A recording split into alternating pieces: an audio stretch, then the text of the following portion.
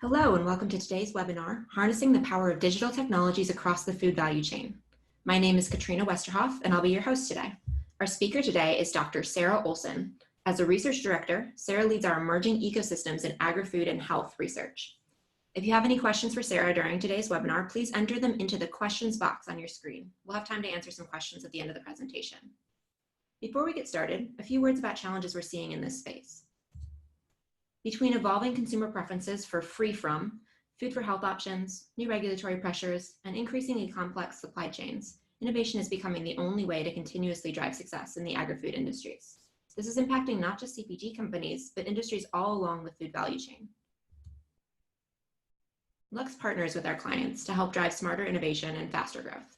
With Lux, you'll get access to our primary and secondary research through our member site, and you can engage with our technology experts like Sarah and her team.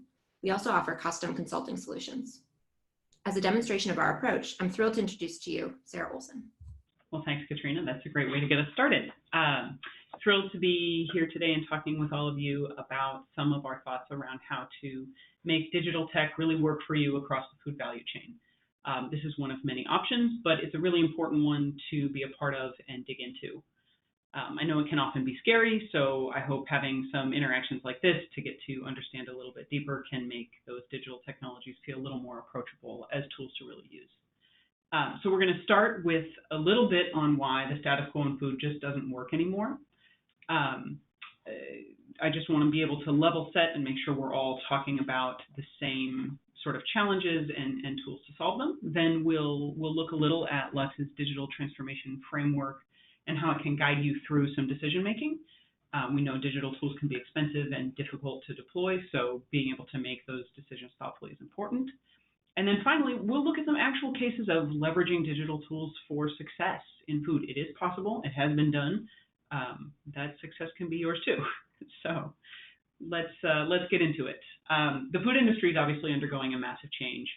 That's obviously not a secret to anyone on the line, I'm assuming.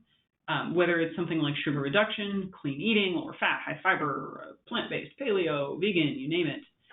There seems to be a new trend around every corner. Many of them are diametrically opposed to their predecessors. So you're sort of stuck meeting one new demand by ruining the efforts you had made to meet a previous demand. This can feel like an impossible situation, and you can feel quite stuck. There's this increased demand for food traceability and transparency, whether it's coming from your organization, peer organizations, competitors, your consumers. They're all arriving at the same conclusion for different reasons. You want to avoid the risk and cost of a recall, and consumers are caring more and more about the provenance of their foods than they ever had, presence or absence of specific ingredients, and the human impacts even of the production of the foods that they eat. And finally, we have this trend toward personalization such that no longer just at coffee shops like Starbucks or Pete's are people expecting to be able to personalize, but really they're expecting personalization across a number of channels, and most frequently this manifests in shopping online. And when online platforms work so hard to recommend additional just-for-you product combinations, consumers are really being taught to expect this level of personalization, and it puts CPG businesses at a real risk of becoming simply suppliers into an online platform rather than real brands with connections to their buyers. Now, why is today's talk about digital tools rather than just doubling down on what has worked before? For a lot of folks in the industry, there tends to be this sentiment that if we just do better and try harder, we can meet these demands with what we've already got. But I don't believe that's the case, and I think it's an important moment to look at some different approaches because, frankly, digitalization means that what worked before won't work now. So conventional product R&D and reformulation are just simply too slow to keep up. No matter how hard you try, no matter how good the people in your R&D groups are, they're going to be slower or more costly than digital tools that your competitors are already using. As if to point this out, 97% of the growth in the CPG market in recent years has gone to companies outside of the top 20. So it's not enough to try and fail and throw up your hands and say, well, we just don't have the money to do better. because your competitors, large and small, are doing better and they are taking market share. Digital tools like digital product optimization approaches, including ingredient informatics, are the only legitimate way to innovate fast enough to avoid losing more market share. Now, there's an entire realm of digital tools out there that we can talk about, but when it comes to trying to move faster, these DPO, digital product optimization routes, are really your best choice.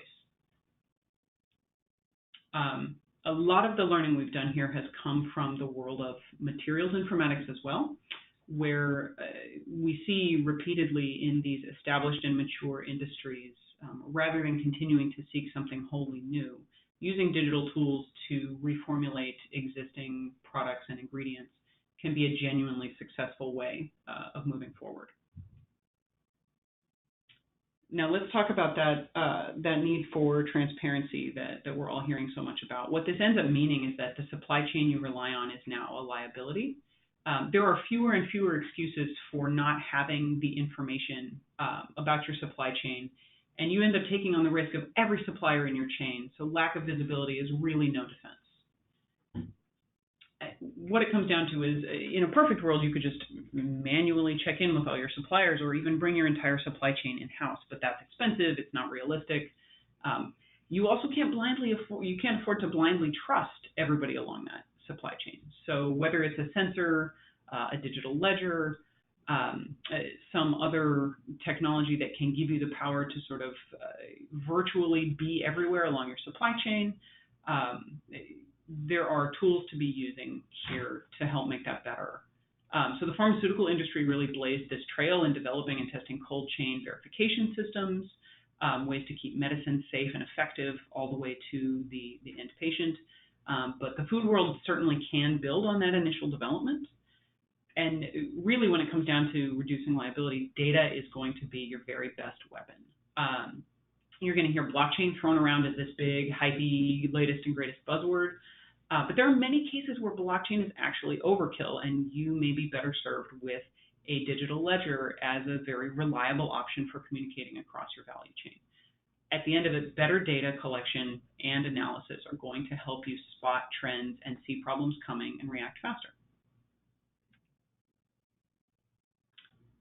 Now, when it comes to personalization, this is a place that can feel especially frustrating because adding more SKUs is going to mean erosion of your margins. And I get it. I'm not attempting to come to you in a naive way and say, just poof, make more things for more people and they'll all be satisfied, because I certainly don't see that as the answer. But if more SKUs is not the answer, you've got to find a way to personalize by offering your consumers personalized or customized combinations of your existing products. And this is actually a pattern that we've seen repeated in so many industries. It's also a viable pattern to follow in the food industry. So in fashion, in automotive, just to name a few, the move towards standardization and mass customization of pieces is fundamentally a successful process. And at the end of it, using digital tools to provide that customized experience from mass-made parts or pieces it's well tested, and it really can work in food. Adding to the complexity here and the urgency really is that online retailers are currently the biggest threat to the brand development that any CPG might be working on right now. They're brand agnostic, and they're working just as hard and fast as they can to become the go-to place for products, foods, beverages, and otherwise, regardless of whose products it is that they're selling. Amazon or Alibaba doesn't care whose snack or soda they're selling. They just want the customer to be coming to them and buying from them. So if I impress only one thing upon you today, this might be the very most important piece. Don't let your R&D be reduced to search engine optimization. So any website developer can tell you all about search engine optimization, SEO. This is this practice of tweaking and modifying aspects of websites to make them score higher in search engine algorithms so that specific websites can be shown preferentially in search results. And frankly, if you allow e-commerce platforms to continue to be your main connection to your consumers' online shopping world, they'll become the connection to the consumer's customization preferences as well. And you'll end up needing to tune your products and your R&D efforts to align with those recommendation engines. So if you can't, someone else will. Now that feels like a lot of doom and gloom, but at the end of it, it's not actually hopeless. It just means it's time to do things differently. It's really time to do things smarter, not just harder and faster.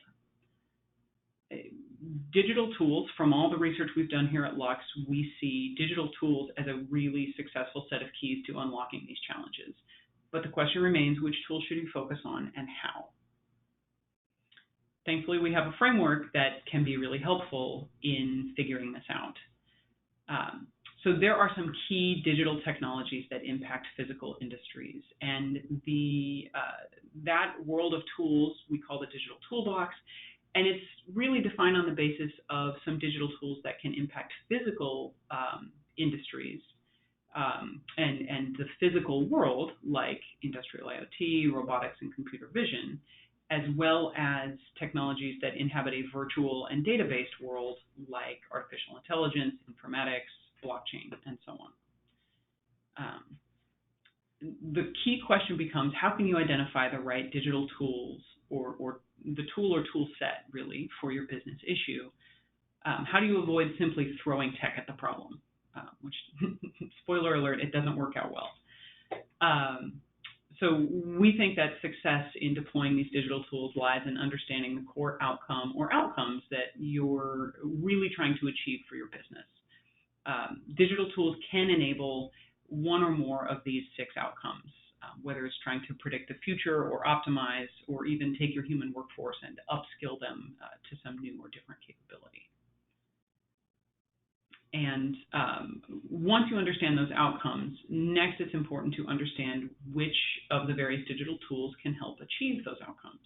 So an obvious example here might be how you would think of robotics as solutions to automate processes and potentially even upskill humans if you think about the role of a collaborative robot or a cobot. But there are also a lot of less intuitive cases where drawing a line directly from an outcome to a tool takes a more thoughtful analysis. Now, if that's the problem you're struggling with, just drop me a line. I would love to talk more at length about all of those examples. I really don't have time to go into all of them today, but it's a topic we get into quite a bit.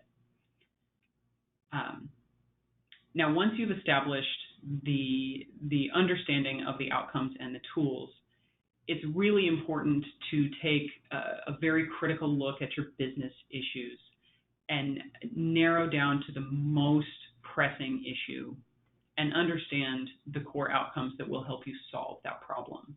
And then from there, the tools that will help you meet that. Now, there are 2 things that is really critical I impress upon you with this piece of the puzzle. First is that this is a descriptive and not a prescriptive framework. So, and a business issue does not lead you directly to a specific outcome. That specific outcome does not lead you to select a specific tool. And that brings me to the second point, which is that most folks do this backwards. They hear of a digital tool, they get wrapped up in a hype cycle about a particular developer or piece of technology. They attempt to apply that tool directly to their business, failing to identify the core outcome that they're really trying to achieve or the business issue they're really trying to solve. And going about it that way makes it impossible to, 1, measure the success, and 2, to budget properly for what are frequently costly technology adoption efforts. So you can end up, if you do this backwards, shooting yourself in the foot before you even really get started, because you'll have no way of proving why you need the investment that you need and no way of measuring whether the technology has done what you expected of it. So with that in mind, I think that it might be helpful to talk through a few examples of how you can actually use this framework to understand how to leverage digital tools across food. Let me take a moment and show you this market map. This represents approximately 70 companies developing digital tools for applications in food and beverage. And in addition to being a really visually pleasing graphic that I rather enjoy looking at, that also contains a large amount of information, it's also a visual representation of some of the true power of Lux's own database. So from a starting data set of more than about 1 million companies identified by our own digital tools, we filtered down to a few hundred developers in this space that are worth investigating further. And from there, we chose the very most relevant ones to include in this map. So if there are companies on here that you're interested in, you can find more information about every single one through the member site. And if you do have questions about any of these folks specifically, I'm also happy to chat offline about all of these. Now, how do you make your existing product line work for you to deliver more personalized options from the same set of SKUs? This one's a bit more nuanced. It's a bit trickier, but I also think that digital tools may well be the best approach. It's going to be a combination of things like predicting the future, uncovering invisible insights, and truly automating as key outcomes. You're going to need to be able to uncover invisible insights and predict the future as parts of being able to actually form meaningful recommendations for your customers and also manage your own stock on the back end. And that can be based either on past consumption history, preferences, other data, and so on. And then automation will have a role to play in actually creating personalized product mixes. So for recommendations, you're going to need things like artificial intelligence. When it comes to actually creating customized product combinations, you're going to need things like robotics, autonomous systems, and computer vision. At the end of it, if you want a personalized combination offering to be something other than a bespoke, extremely premium, very expensive solution that's only relevant to a small part of your consumer base, you're going to need to use some digital tools to get there. And the recommendation I'm making here, I know it's the most uncomfortable recommendation I'm making today, and I'm not doing so flippantly. This is genuinely the most urgent piece of this puzzle here. Companies that are trying to avoid this trend, or not trying to, but maybe don't see it with the same urgency, are going to end up having to adjust their product offerings to fit Amazon and others' recommendation algorithms within as little as 3 years. The time to act is very much now. I do have some thoughts on where to start looking for building a digital dream team for personalization. There will be lots of routes to success here, no question. But I thought it might be helpful just to look at one example of how you could put the pieces together. You could imagine combining a number of different technologies to fit the various needs. So you could work with analytical flavor systems, for example, whose gastrograph technology is able to predict how foods and beverages will be perceived by different groups based on various parameters using an artificial intelligence engine. So this can play a role in predicting the popularity of individual flavors based either on demographics of your consumers or on their past purchasing and rebuying histories. And then when it comes to actually generating customized combinations, you can imagine if you were trying to put together, say, a six-pack of beverages with different individual items rather than six of the one same flavor, using some of the robotic arm systems developed by Connected Robotics, coupled with some of the computer vision developed by Pickett, could come together to build a system that could, at speed and at scale, recombine lots of single products into multi-packs of multiple different flavors at the specific ratios that are requested by or created for your consumers. So again, as I said, there's a lot of different options. There's a lot of different routes to that same conclusion, but it does come down to identifying technology developers to work with to be able to start actually deploying these tools into your systems. So how do we wrap this up? What are your marching orders for today? What am I having you leave this webinar with feeling charged up to go and do? Step one, use the framework. Now this sounds simple. This sounds straightforward. It's more complicated than it seems at first blush, so I encourage you to be thoughtful about the outcomes that you need to solve the business issues that you have, and then to be thoughtful in working through which tools might actually meet that need. If you can be the one to follow the framework rather than take a tech-first approach, you will be more successful than your competitors and your peers. Second takeaway is that this is urgent. This is extremely urgent. As I hope I left you with in that last example we just talked through, it's already begun that large online shopping platforms are getting very good at knowing what people will buy and when and how much. And the time until that has a much bigger impact on your food and beverage businesses is getting small. So this is very urgent. And finally, as I hope I have left you with a slightly more hopeful note to end on here, the problems you're facing and the seemingly impossible challenges you're facing are not unique. So you can learn from other industries to be able to find examples, better solutions, ways to move forward. So where you are is not unique and you are not wholly stuck. It's a matter of learning from other industries to be able to have success. That's about all for today. That's a lot of marching orders, but that's what I've got. Awesome. Thank you, Sarah. So at this point, we're going to be taking questions that you have on the presentation, and you can type those into the questions box on that GoToWebinar interface. If we don't get to your question today, someone from Lux will be in touch with you after the webinar to make sure we get that answered. Let's talk a little bit about blockchain, and I'm sure that you were expecting that some of the things you said about blockchain were going to be a little bit inflammatory, and so let's talk a little bit more about that. You mentioned in the presentation that a lot of blockchain use is overkill. So can you tell us a little bit more about how do you know when it's overkill? Yes. How do you decide what to do? I did think there would be a number of folks asking that, and it's valid. So at the end of it, there is a misconception that blockchain is a solution meant to be for data access, data sharing. And the reality is, at its core, blockchain is more for data security and security in data transmission and generating trust from a group for whom there should not be trust among them, rather than truly for data access, data sharing, data cleanliness, and so on. So when I think about the average food supply chain, except in cases of extremely high-cost ingredients where you might have a lot of expectation of fraud or counterfeiting, except in those cases where there's a reason to doubt the trustworthiness of other players in your value chain, blockchain is going to be overkill. And the main reason that I say overkill is that it can be very expensive and very difficult. So yes, some is good and sometimes more is better, but in the case of blockchain, the cost and the complexity don't end up being worth it unless you have a situation where trust is the number one thing you're trying to solve for. Mm-hmm.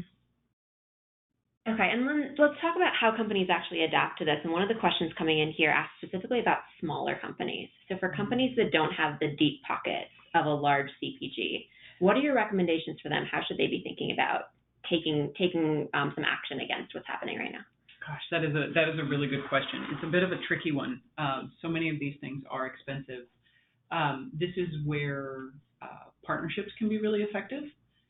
There are a lot of things that small companies have to offer in terms of agility and ease of changing things that larger CPGs might struggle with somewhat. And being able to offer that in exchange for working in partnership with developers may be one way of approaching that. There's also the potential to look to pre-competitive consortia as a route. That's certainly a much more creative route to go. But for a small company that's deeply committed to solving some of these core challenges in a way that doesn't involve breaking the bank, getting creative is going to have to be part of the solution. So some of these technologies are really so young and so immature, and many of them are still being worked on by academic researchers. There's really an opportunity for thinking about a consortium-based approach to sort of bring the entire industry along, much in the way that the semiconductor industry has really come along in that sort of pre-competitive supportive way. Mm-hmm. Great. And you talked about, as you were opening the presentation, you talked about a bunch of different sort of challenges that are facing this industry right now. And one that you didn't talk about was climate change. Yeah. What do you think are the types of solutions, maybe some of them digital, maybe not, that could be the ways for companies to adapt to climate change when it comes to food production and processing? Oh, gosh. Okay. I'm not going to take a full hour to answer that question. I will do my best to keep it brief.